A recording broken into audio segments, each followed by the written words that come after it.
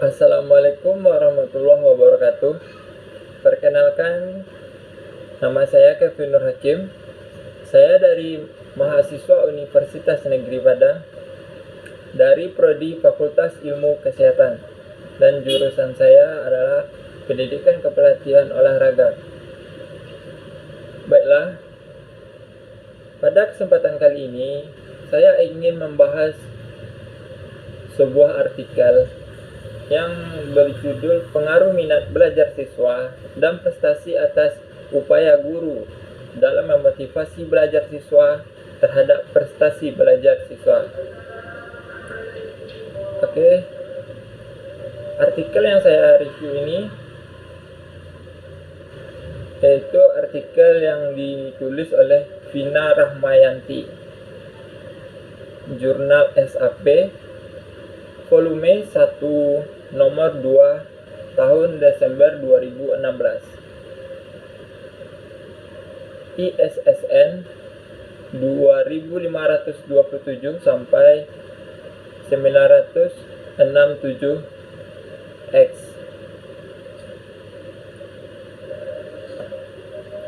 Tujuan penelitian ini diantaranya untuk mengetahui hubungan antara minat belajar siswa dan prestasi belajar bahasa Indonesia, mengetahui hubungan antara upaya guru dalam memotivasi belajar siswa terhadap prestasi belajar bahasa Indonesia, dan mengetahui hubungan minat belajar siswa dan upaya guru dalam memotivasi belajar siswa secara bersama-sama terhadap prestasi belajar bahasa Indonesia. Motivasi merupakan hal yang berperan dalam kemajuan dan berkembang siswa dalam proses belajar. Bila motivasi guru dapat mengenai sasaran, akan meningkatkan kegiatan belajar. Tujuan yang jelas membuat siswa akan belajar lebih tekun, lebih giat dan bersemangat.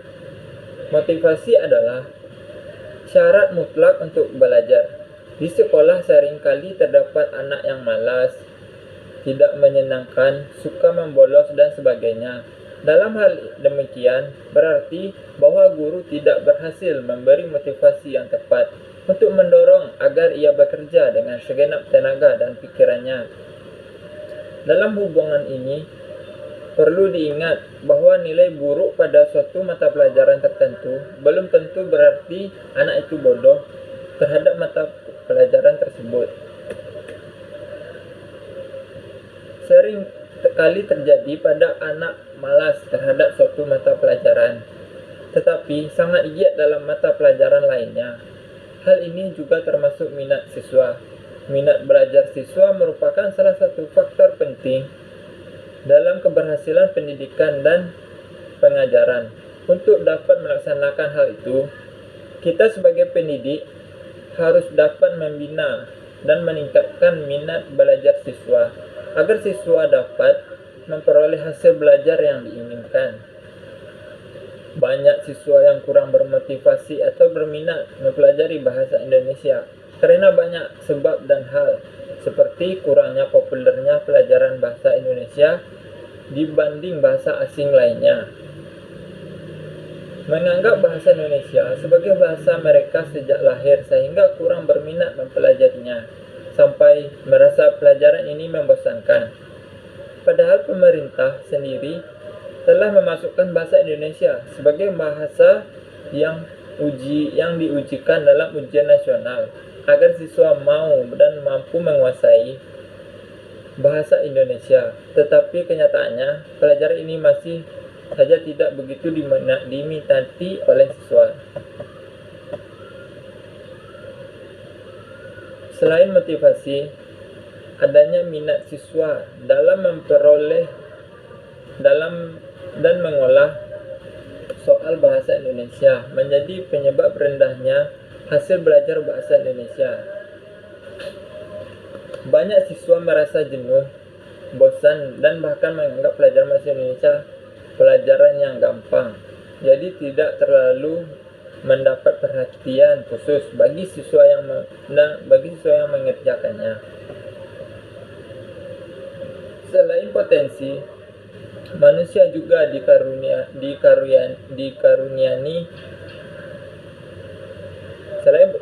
selain potensi, manusia juga lahir dikaruniai naluri, yaitu dorongan-dorongan alami seperti dorongan makan, tidur, dan sebagainya.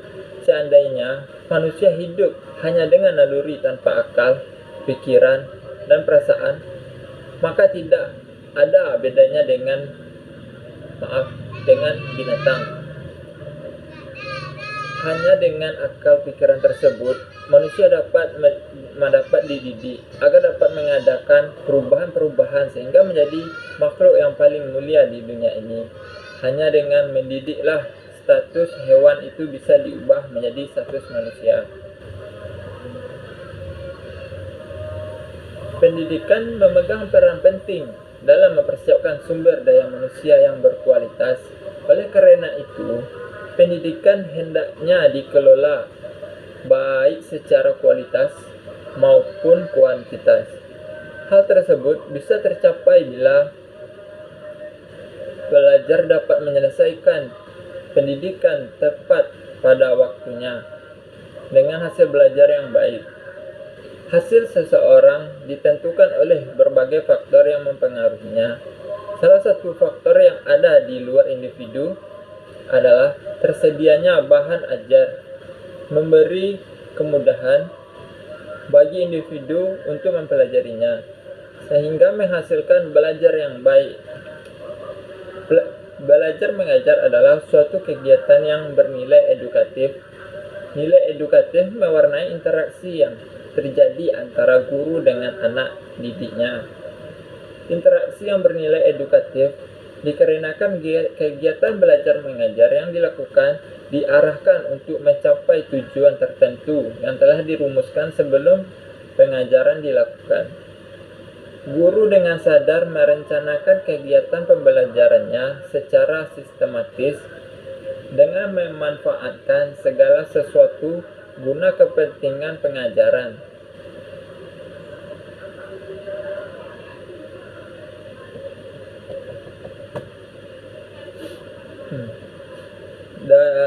Dari uraian di atas, jelas kiranya motivasi sangat mempengaruhi dalam proses belajar dan memerlukan bantuan orang lain dan dirinya sendiri untuk membangkitkan motivasi yang ada di dalam dirinya. Dalam hal ini, guru menjadi motivator yang sangat diperlukan untuk membangkitkan dan mengembangkan prestasi belajar. Memotivasi murid adalah menciptakan kondisi sedemikian rupa sehingga anak itu melakukan apa yang bisa dilakukannya. Beberapa eksperimen membuktikan adanya peranan yang sangat besar untuk membangkitkan aktivitas dan gairah belajar. Untuk itu, guru yang merupakan motivator terbesar dalam proses belajar perlu memperhatikan dan mempertimbangkan dua jenis motivasi agar tepat dan dapat diterima dengan baik. Kedua jenis motivasi ini adalah motivasi intrinsik dan ekstrinsik. Kedua jenis motivasi ini sangat perlu diperhatikan untuk mengoptimalkan peranan guru dalam memberi motivasi untuk meningkatkan prestasi belajar dan mengatasi masalah dalam belajar akibat kurangnya motivasi dan minat belajar. Jelas kiranya bahwa motivasi sangatlah berperan penting untuk meningkatkan motivasi yang ada di dalam dirinya atau dalam diri siswa tersebut. Dalam hal ini, guru menjadi motivator yang sangat diperlukan untuk membangkitkan dan mengembangkan prestasi belajar siswa. Salah satu faktor yang mempengaruhi adalah perilaku non-kognitif. Perilaku non-kognitif yang dimaksud itu adalah minat. Selain itu, minat juga merupakan salah satu aspek psikis manusia yang dapat mendorongnya untuk mencapai tujuan. Seseorang yang memiliki minat terhadap suatu objek cenderung untuk memberikan perhatian yang lebih besar terhadap objek tersebut. Jika dikaitkan dengan pembelajaran, faktor minat mungkin dapat mempengaruhi belajar seseorang. Berikut beberapa pendapat ahli yang ditemukan agar kita dapat gambaran yang lebih jelas. Menurut Arthur, tahun 1963 menyimpulkan bahwa minat sebagai perasaan suka yang berhubungan dengan suatu reaksi terhadap suatu khusus atau situasi tertentu. Garrett tahun 1965 menyimpulkan menjelaskan sebagai aktivitas yang menyertai seseorang individu melalui nilai-nilai perasaan dan pikiran-pikiran yang disukainya. Dan menurut Thorndike and Elizabeth tahun 1977 merumuskan minat sebagai kecenderungan yang berkenaan dengan partisipan dan mencari pilihan yang disukai dalam aktivitas-aktivitasnya.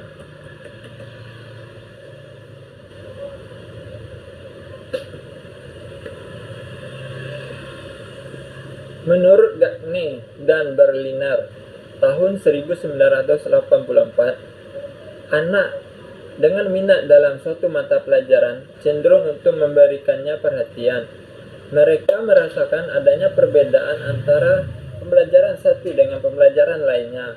Perbedaan yang dirasakan adalah belajar dengan penuh kesadaran, belajar dengan gembira, perhatian tinggi, belajar dengan keras, dan memperoleh kepuasan yang tinggi.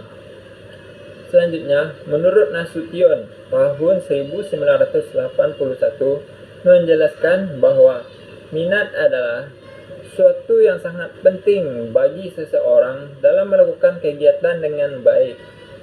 Sebagai suatu objek kejiwaan, minat bukan saja dapat mewarnai perilaku seseorang, tetapi lebih dari itu, minat mendorong orang untuk melakukan suatu kegiatan dan menyebabkan seseorang menaruh perhatian dan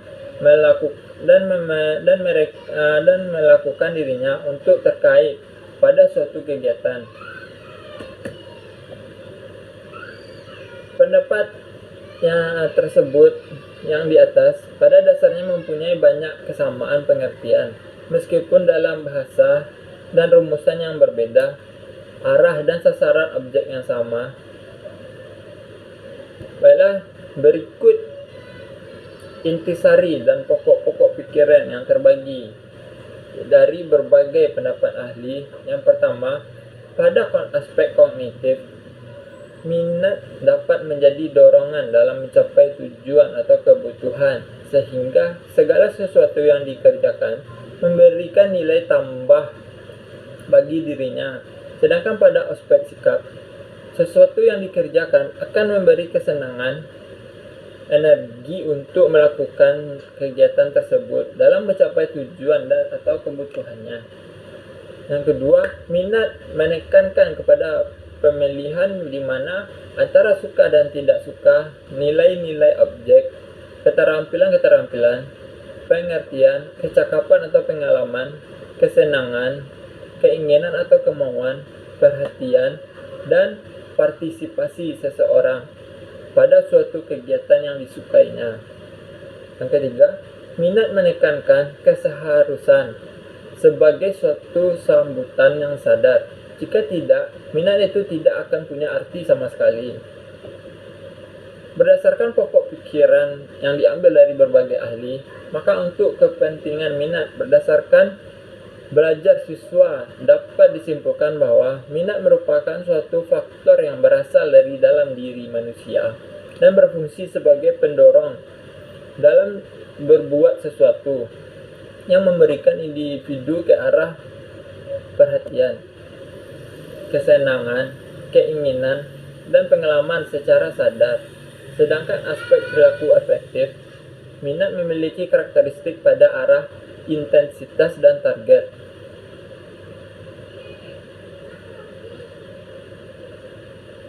Menurut pendapat Johnson dan Schwitzgebel dalam Jali tahun 2008, dapat disimpulkan bahwa Siswa yang memiliki motivasi tinggi memiliki karakteristik sebagai yang saya sebutkan selanjutnya. Yang pertama, menyukai situasi atau tugas yang menuntut kemampuan pribadi atas hasil-hasil, bukan atas dasar untungan-untungan nasib atau kebetulan. Yang kedua, memiliki tujuan yang realistis tetapi menantang dari tujuan yang terlalu mudah dicapai atau terlalu besar risikonya. Yang ketiga, mencari situasi atau pekerjaan di mana ia memperoleh umpan balik dengan segera dan nyata untuk menentukan baik atau tidaknya hasil pekerjaannya. Yang keempat, senang bekerja sendiri dan bersaing untuk mengungguli orang lain. Yang kelima, mampu menangguhkan keinginannya demi masa depan yang lebih baik. Yang keenam, tidak tergugah untuk sekedar mendapatkan uang. Ia akan mencari apabila hal-hal tersebut merupakan lambang prestasi, suatu ukuran keberhasilan.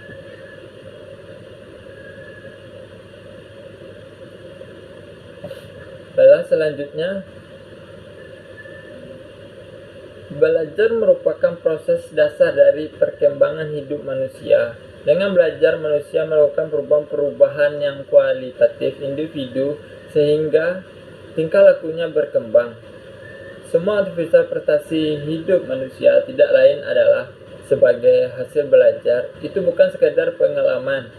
Belajar adalah suatu proses dan bukan suatu hasil. Oleh karena itu, belajar berlangsung secara aktif dan integratif dengan menggunakan berbagai bentuk perbuatan untuk mencapai suatu tujuan. Baiklah, selanjutnya, jadi setelah saya mereview atau setelah saya membaca artikel ini, saya dapat menyimpulkan berdasarkan uraian penelitian di atas, yaitu yang pertama, terdapat pengaruh minat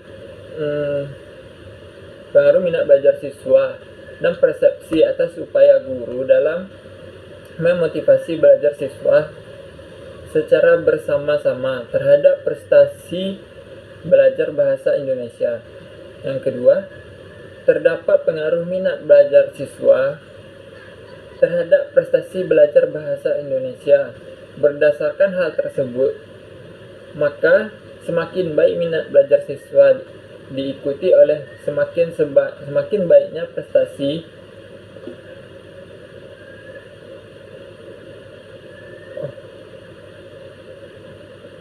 belajar bahasa Indonesia siswa. Yang ketiga, terdapat pengaruh persepsi atas upaya guru dalam memotivasi belajar siswa terhadap prestasi belajar bahasa Indonesia. Berdasarkan hal tersebut, maka semakin baik persepsi atas upaya guru dalam memotivasi belajar siswa diikuti oleh semakin baiknya persepsi belajar bahasa Indonesia.